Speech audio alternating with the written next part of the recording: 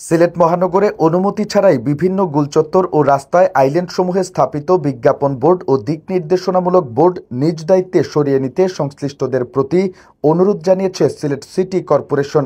নিজ দায়িত্বে অপসারণ করা না হলে বিধি মোতাবেক প্রয়োজনীয় ব্যবস্থা নেওয়ারও হুঁশিয়ারি দিয়েছে সিসিক। সোমবার সিসিকের জনসংযোগ কর্মকর্তা নেহার রঞ্জন পুরকায়স্থ প্রেরিত সংবাদ বিজ্ঞপ্তিতে এই তথ্য জানানো হয়। বিজ্ঞপ্তিতে বলা হয়, সিলেট সিটি কর্পোরেশন এলাকার আওতাধীন বিভিন্ন গুলচত্বর ও রাস্তার মাঝখানে আইল্যান্ড সমূহে বিভিন্ন ব্যক্তি ও প্রতিষ্ঠান অনুমতি ব্যতীত বিজ্ঞাপন বোর্ড ও দিক নির্দেশনামূলক বোর্ড স্থাপন করায় মহানগরীর বিভিন্ন রাস্তায় গাড়ি চালাতে নগরবাসীর সমস্যা হচ্ছে মর্মে অভিযোগ পাওয়া গেছে। এমনকি বিষয়টি সৌন্দর্যহানিকর।